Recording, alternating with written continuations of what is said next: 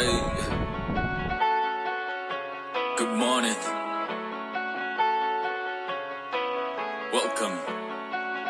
Yeah.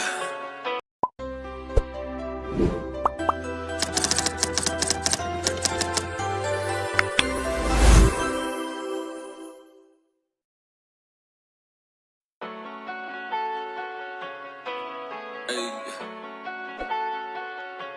good morning. Welcome. Yeah.もう限界あと何回出したら気が済むのか知りたいもう限界もういいかい自己のエゴのくだらん張り合いもう限界 আজকের সকালটা একটু অন্যরকম। ফজরের নামাজ শেষে প্ল্যান করলাম আমরা সমুদ্র পাড়েই কাটাবো সকালটা, কিন্তু প্রকৃতির রং তো অনিশ্চিত। শুরু হলো টানা বৃষ্টি, একটু অপেক্ষা, তারপর যখন বৃষ্টি একটু কমলো একটু অটোরিকশা করে সোজা চলে এলাম কক্সবাজার সমুদ্র সৈকতে। まっしぐらに進んだ海峡と楽とは考えないと始めた頃から決めたライド変化しない緑のライトいくつ上照らした目先の街灯なんてもんは鼻からなし自らかざした懐中電灯最初は三つの光が照らした範囲をまだ狭いそれから増やした中まで明かり増えては減ってく物語今 সকালের সমুদ্র, আহ কি অপার শান্তি। কোলাহলহীন সৈকতে শুধুই সমুদ্রের গর্জন আর তার সাথে ঘুরে বেড়ানো কবুতরের দল। সমুদ্রের গর্জন শুনতে পাচ্ছেন? এরকম সমুদ্রের গর্জন কক্সবাজারে পেতে চাইলে অবশ্যই সকালবেলা আসতে হবে।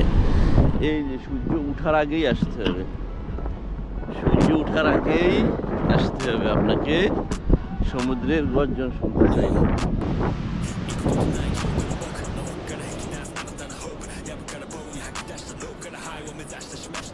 আমরা এসেছি সমুদ্র দেখতে, আর সমুদ্র যেন সাড়া দিচ্ছে, নরম জলের ঢেউয়ে আমাদের পা ভিজিয়ে দিচ্ছে। এই দৃশ্য, এই অনুভূতি না দেখলে বোঝা যাবে না। সকালে সমুদ্র না দেখলে হয়তো সমুদ্র দেখা অপূর্ণই থেকে যেত। যারা এখনো আমার চ্যানেলটি সাবস্ক্রাইব করেননি অবশ্যই চ্যানেলটি সাবস্ক্রাইব করে দিন, এবং ভিডিও ভালো লাগলে অবশ্যই লাইক, কমেন্টস এবং শেয়ার করতে ভুলবেন না।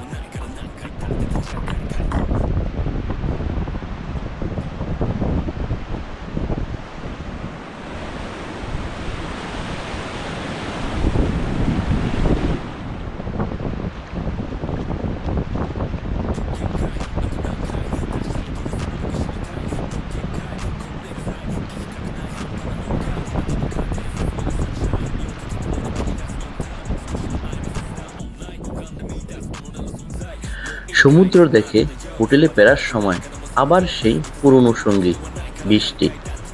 কিছুক্ষণ ছাতার নিচে বসে থাকলাম, তারপর মনে হলো ভিজেই যাই না, এই বর্ষণেও আছে একরকম আনন্দ।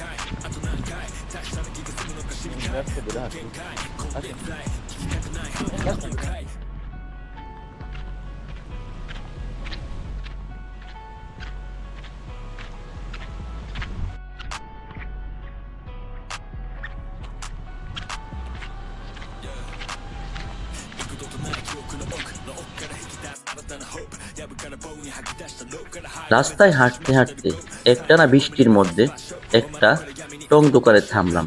সেইখান থেকে কিনলাম এক কাপ রং চা। বৃষ্টিতে ভিজে চা খাওয়ার স্বাদ আলাদা একরকম। মনের ভিতর জমে থাকা যত ক্লান্তি এক কাপ চায়ে উড়ে গেল।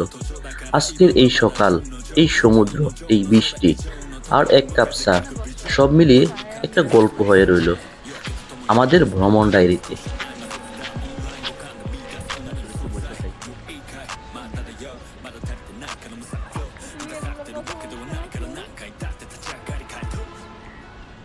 কোনগুলা? হ্যাঁ, আপনারাও যদি কক্সবাজার ভ্রমণে আসেন অবশ্যই একটি সকাল কক্সবাজার সমুদ্র সৈকতে কাটাবেন, তাহলে বুঝবেন যে সমুদ্র দেখার মজাটা কোথায়।